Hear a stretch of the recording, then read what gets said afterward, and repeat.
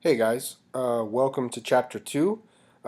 Chapter 2 is going to move along more quickly than Chapter 1 did. There are only 23 slides in this lesson, as compared to, I think it was 34 in with the Chapter 1 lesson. So this will be a little bit quicker.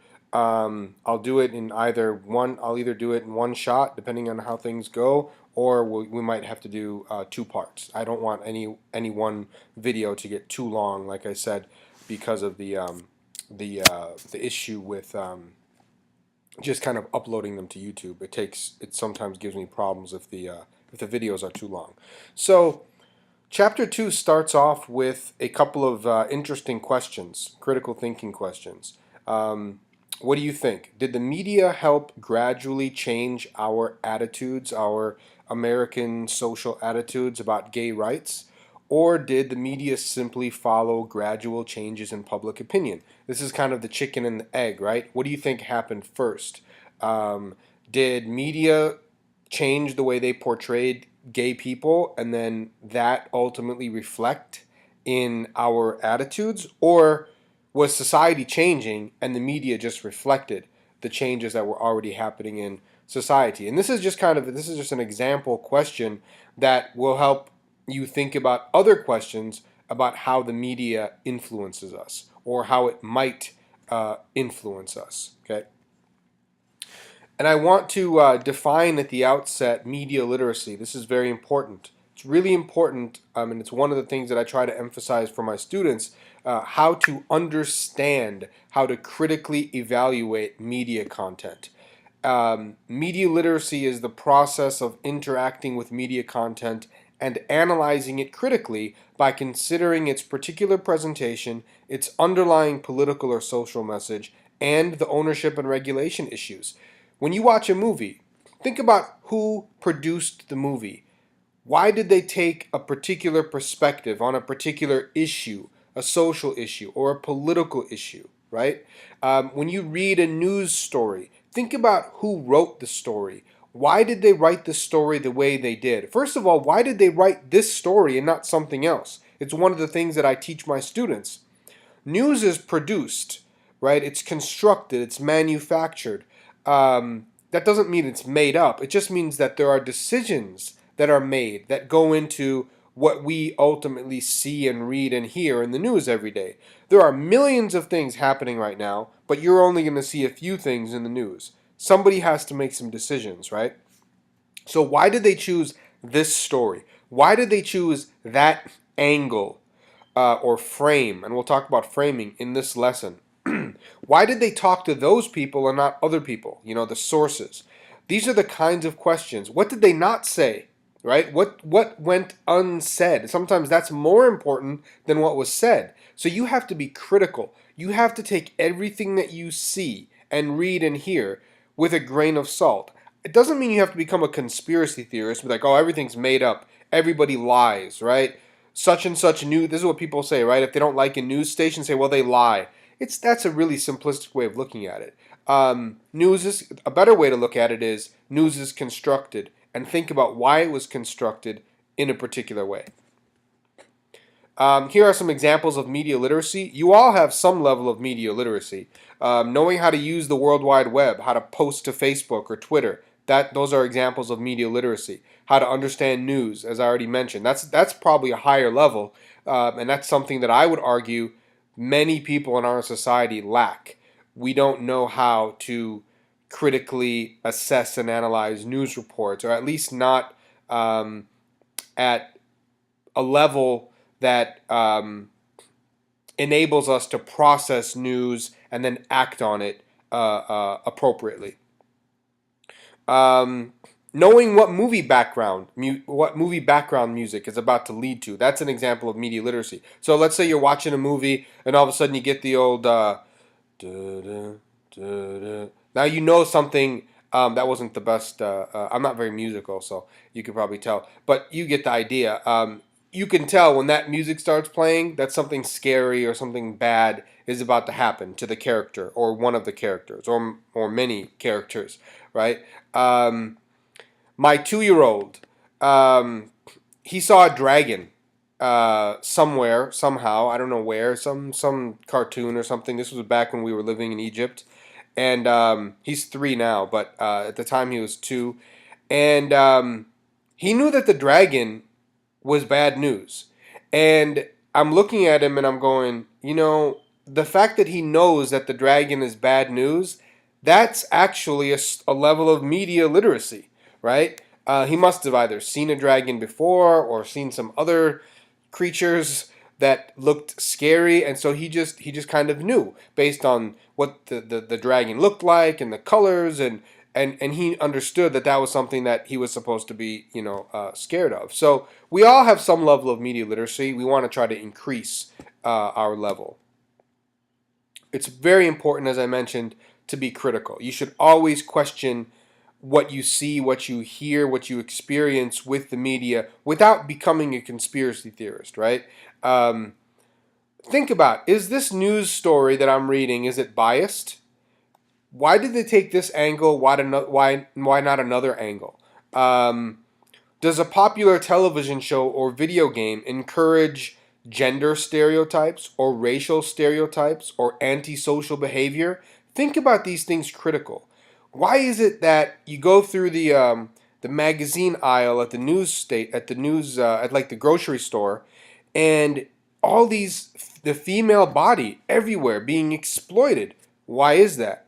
Now you have some people say, well, they have the male body too. They do, but to a much lesser extent. Have you ever thought about why it's so imbalanced? It's when they say sex sells, you've all heard that, sex sells. Really what they mean is the female body sells, right? And the female body has been used to sell products in this country for decades and decades and decades now.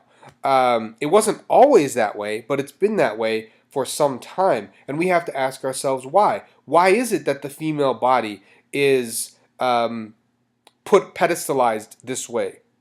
What are they saying? What are they suggesting about women and about the value of women in our society when this is the message that we get repeatedly?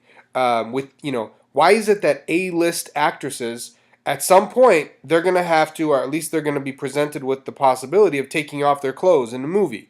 Why is it that, you think about the pornography industry? That's another really good example of exploitation of females and the female body in our society. This is something that feminists have been writing about now really for many decades. And you can read the work of, I actually studied some of this when I was doing my PhD.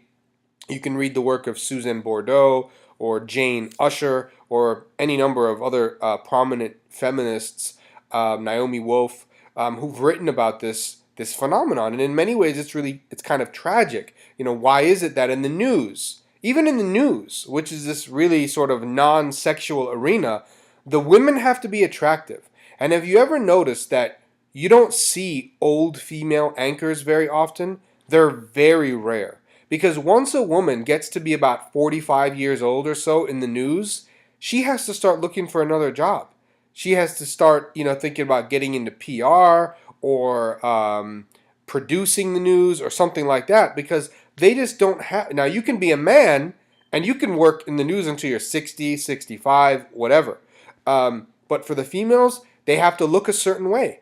They have to have a certain appearance, right? Their body type has to, even in the news, right? And if you just pay attention to this, if you're sitting there going, oh, this professor, man, he's exaggerating. Just pay attention before you doubt me too much. Pay attention to this next time you're flipping through the channels and just look at what you find on TV shows, movies, news, whatever. Look, magazines, advertisements. You'll find, I think you'll agree with me, that the female body tends to be exploited in our society. The phenomenon of cheerleaders, which is something that we don't think about, right? Why, it's kind of weird. I never thought about it until I was reading something. It's like you're watching a basketball game or a football game or whatever, and then there's like a commercial, there's a break. And what do? They bring out these ladies and they start cheering. You say, oh, well, that's okay. That's fairly innocent. But then you have to start thinking to yourself, why are they all ladies? like 99% of them. Why are they late? Why do they have to be ladies? Number one. Number two, why do they have to be like so scantily clad? Like, couldn't you cheer just wearing normal sort of clothes? I mean, they're like basically, I mean, have you ever seen like an NFL, like NFL cheerleaders? I mean, that is that's a perfect example of exploitation right there of the female body. Um, and then not only that, but they dance in very suggestive ways. So it's like even at a sporting event, this is happening, and I think a lot of people this just goes unnoticed, or people are just like they don't really think twice about it.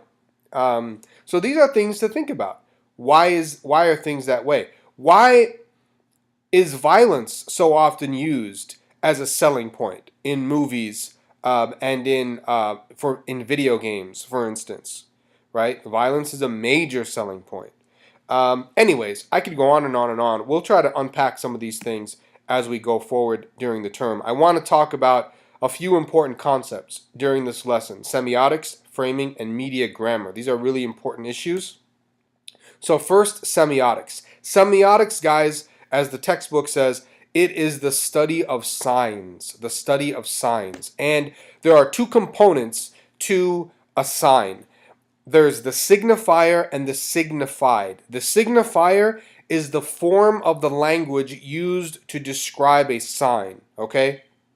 Excuse me. So it might be a symbol or a sound or an image that gives some meaning, right? And then the signified is what the form, the symbol or the sound or the image actually represents. It's what we imagine in our minds when we hear or see the form. So, for example, I'm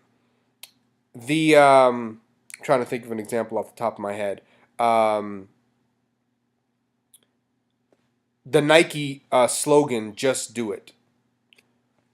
The signifier is the three words, "Just do it."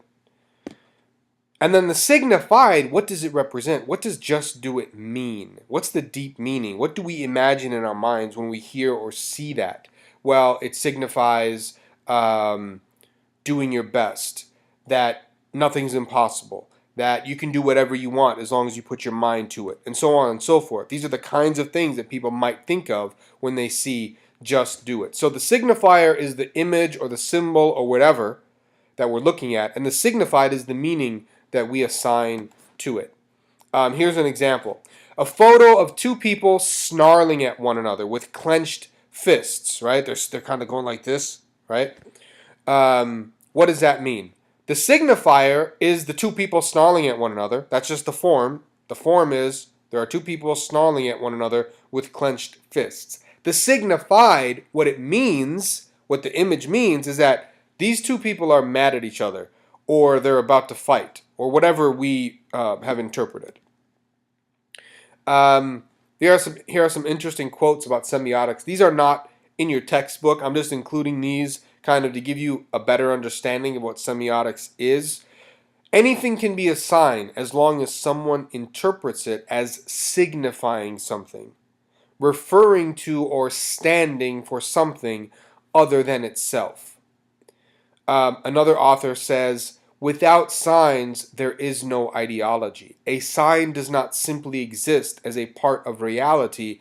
It reflects and refracts, rather, another reality. The domain of ideology coincides with the domain of signs. They equate with one another. Wherever a sign is present, ideology is present too.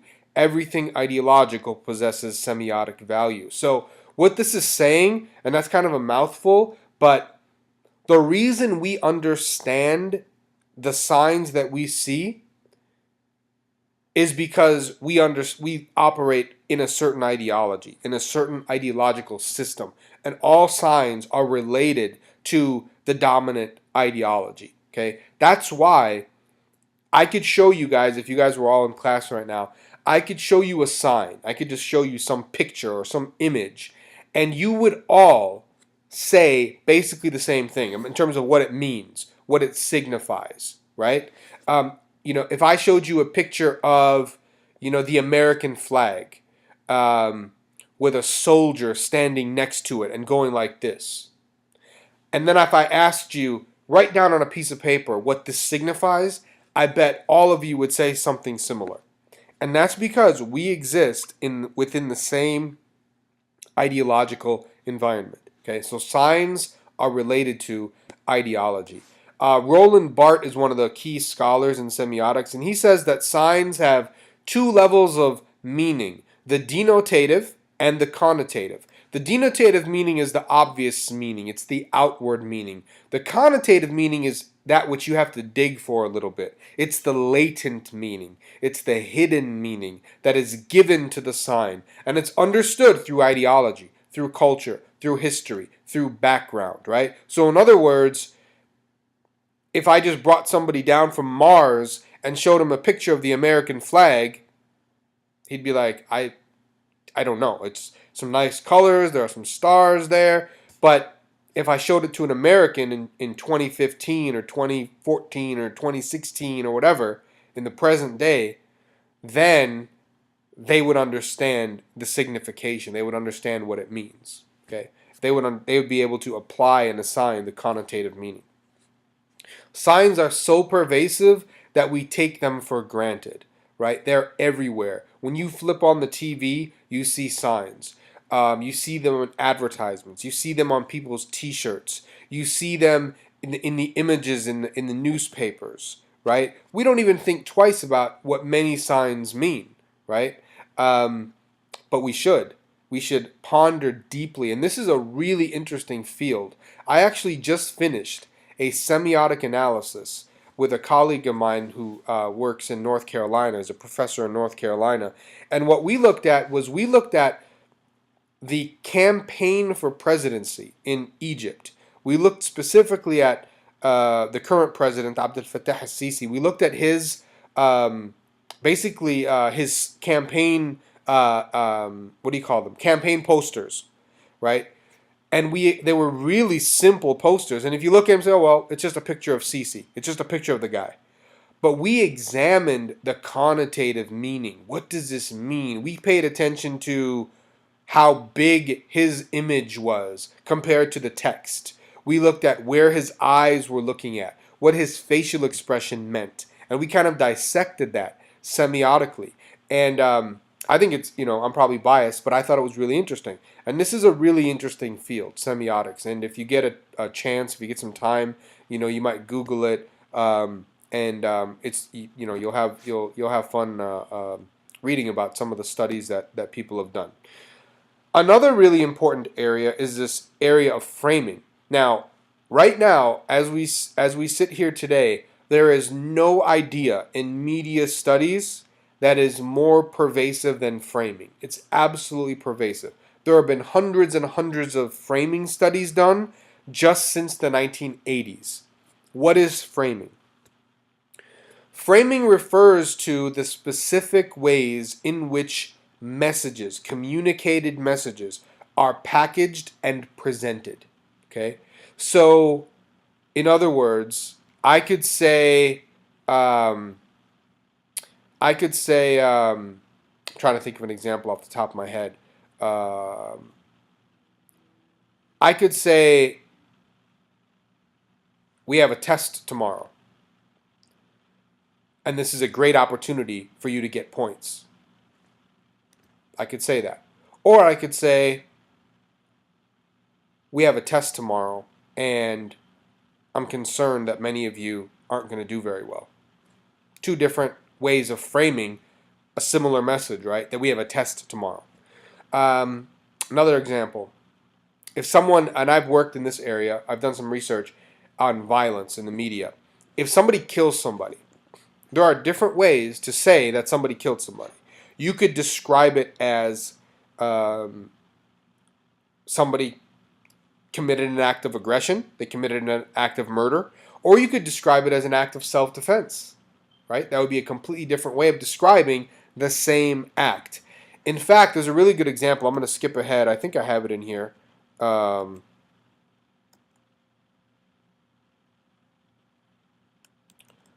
thought I had it in here. I guess I don't have it in here. But I think it comes up later in the term. in another lesson. But I'm going to give you this example anyways. Overlap is never a bad thing. So there were these scholars who were interested in framing. So what they did is, pay attention.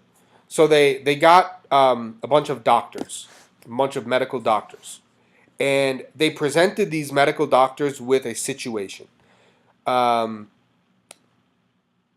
it was the same situation, but they had two different ways to frame the situation. So they divided the doctors up into two groups. So they take the first group of doctors and they say, okay, doctors, here's the situation.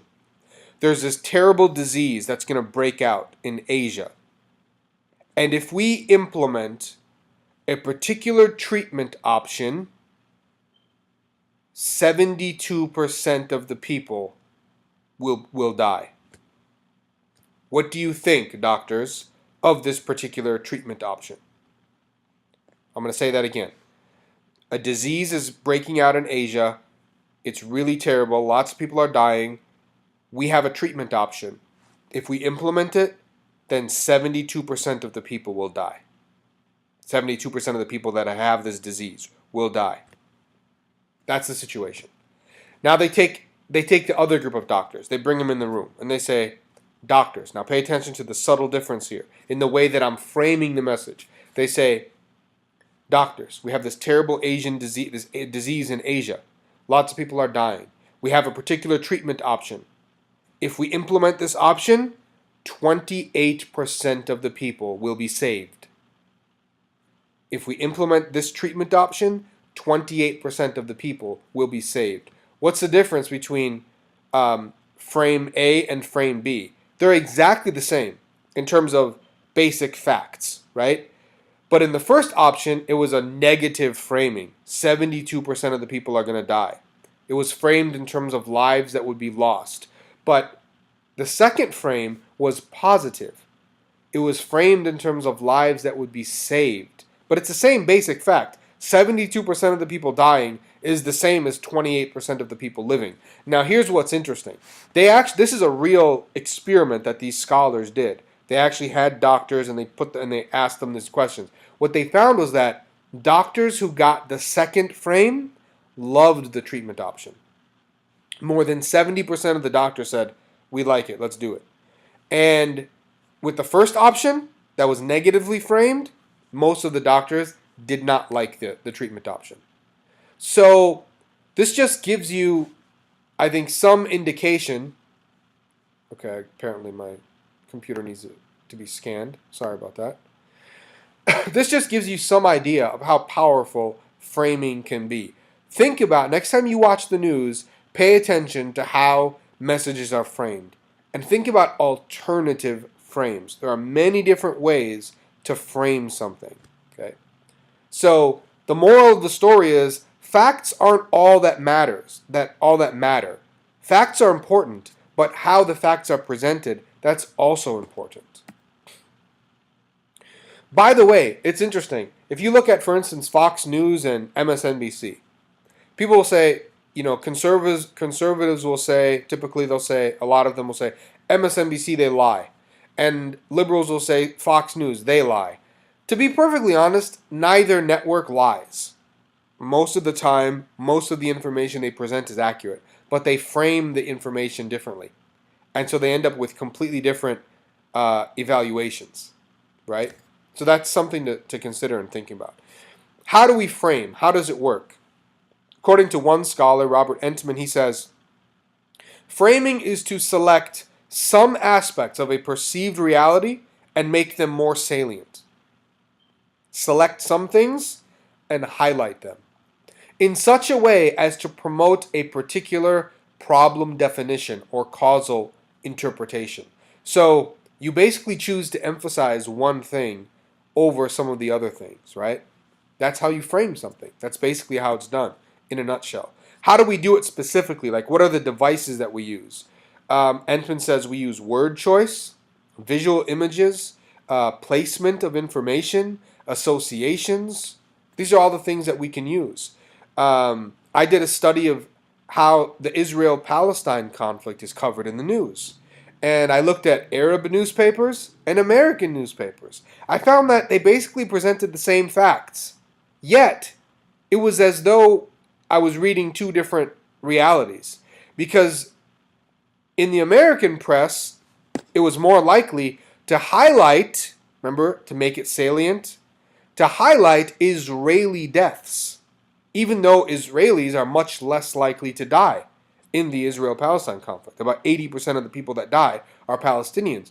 But the American newspapers that I studied, and there's been a ton of research on this, it's not just me, the Israeli deaths were highlighted. The Palestinian deaths were de-emphasized. Okay? In the Arab press, it was exactly the opposite. Palestinian deaths were highlighted.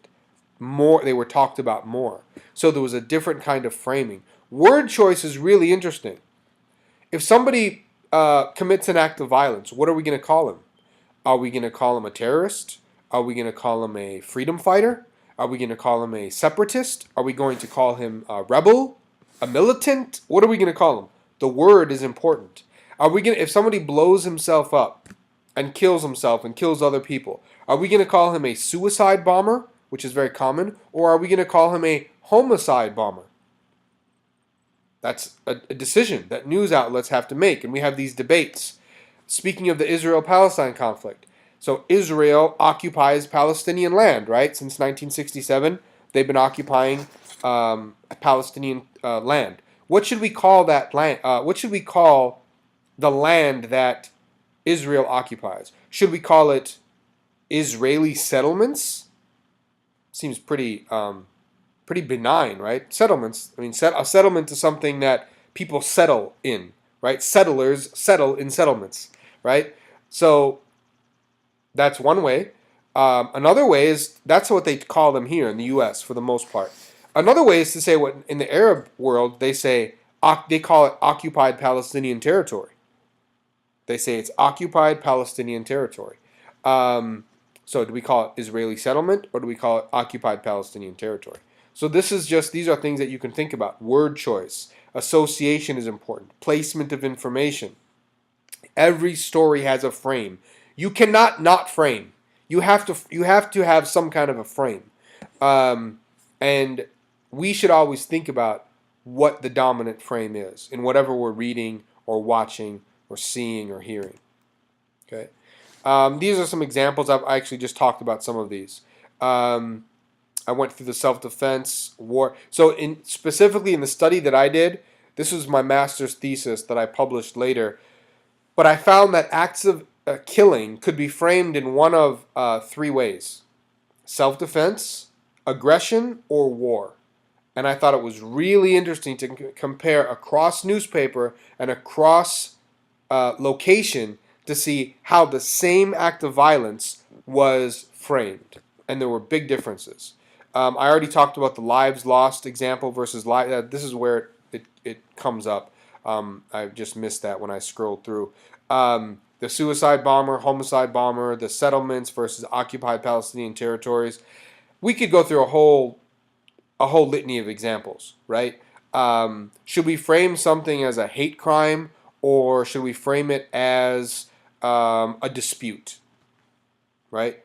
You could argue that whenever somebody commits violence against somebody, they probably dislike the person. So in that sense, you could say pretty much everything's a hate crime in one way, right? In a literal sense, at least you could make that argument. But sometimes things are described and framed as hate crimes. Sometimes they're not. Sometimes they're just framed as disputes. So think about that. I want to shift gears a little bit and think about some of the early concerns that people had about media effects. We're going to talk about this later in the term as well, but I think it's important to look at it now, and partly because it's brought up in chapter 2. But let's think about the powerful effects model, because very early on, specifically at the end of the 19th century and the beginning of the 20th century, people were very concerned about the media. They were saying, the media are corrupting society. They had this mass society theory view of the world. Mass society theory is any number of notions that the media corrupt society by influencing average people and thus undermining the social order. So just to give you an example, when movies started to explode in the 1920s and 1930s, and young people started to watch movies in large numbers, people were very concerned. They were saying these movies are basically rotting the moral foundations of our society. Our kids are being lost due to these movies that are teaching our kids to do all kinds of bad things. So people, this is just one example. But the idea was this kind of hypodermic needle, magic bullet theory of the media. And the magic bullet theory, as your book explains, or it's also called the hypodermic needle theory of the mass media, is a theory that suggests that media affect everyone negatively. So in other words, there's a media message out there, everybody sees it, and or everyone who does see it is affected by it, and they're affected negatively. And it's like everyone's shot up with a needle, and you're basically powerless to resist media messages, right? Now, that's a fairly simple, I think we could probably agree that, even if we agree that, I happen to think media are pretty powerful, but not in that way. That's a pretty simplistic view, because we're not all, for example, affected by media messages in exactly the same way. We negotiate meanings sometimes, which is why, you go to a movie and you're affected one way and your friend is affected another way, or you interpret the last scene in different ways, right? So, that just underscores that we don't all receive messages in exactly the same way. So the magic bullet theory is a fairly simplistic view of things. But some of the early studies that they did seem to show powerful effects. So for instance, the pain fund studies, which were done in between 1929 and 1932, they showed that kids were being affected by movie content. It showed that, specifically, kids learned how to light cigarettes and how to flirt with the opposite gender almost exclusively through watching movies. They found that when they talked to kids, they had no idea how to flirt based on like real life or light a cigarette. They learned from watching the movies. So people saw that and they said, wow, mass society theory, the magic bullet theory, hypodermic needle, there's some validity here. Also, the War of the Worlds broadcast, Orson Welles. If you get time, you're watching this in YouTube right now, so you could just kind of pause this, open up another another window, and search for this in YouTube. The War of the Worlds broadcast. It's absolutely fascinating. This is in 1938, and you can find this on YouTube, and the entire broadcast is available. The sound quality is really good, even though that was 77 years ago, right? But it's really interesting to listen to. So Orson Welles, at this time, this is 1938, he's extremely popular, radio personality. Remember, in 1938, Americans don't have TVs in their homes yet. They listen to the radio. That was like the American pastime of, for entertainment. Families would gather around the radio and listen to radio programs like the Orson Welles program. And so one week, on one episode, he opened his episode by saying, first he said, what you're about to hear is acting. And then he proceeded to just have a normal show. He had a guest in the studio. They would break for some music or whatever. And at one point, they stop. And he says, we have breaking news. We're going to go to our, correspondent in the field. And then they kept on breaking to this. There was something happening. Something bad was happening specifically in New Jersey. There was like an explosion. And they got a professor on the line. And it's been a while since I listened to it. But, they got a professor on the line and who was commenting on what might have been happening. And turns out New Jersey was being invaded by aliens from Mars. Earth was being invaded. And people were listening to this, And a lot of people, about 1 million people, according to the research, they became terrified because they didn't realize that it was acting. If you listen to it, you'll understand what I'm saying. It sounds totally real. Like he's not letting on at all that this isn't just acting. I mean, they're going breaking news, and they got their expert, and people are scared, and there are noises, and it feels like it's a real thing. So if you tuned in late, for example, and you didn't hear the part where he said what you're about to hear is acting, you might have thought that this was real. So about 1 million people they became really scared, and some people actually tried to leave. They actually tried to leave New Jersey. They got on buses and trains, and they started heading west. And this incident, it's called the War of the Worlds, this was considered more evidence that, wow, media are really, really powerful. I think what I'm going to do is I'm going to stop because we've been going for quite a while here. So I'm going to stop, and I'm going to finish off this lesson in part 2. So stay tuned for part 2.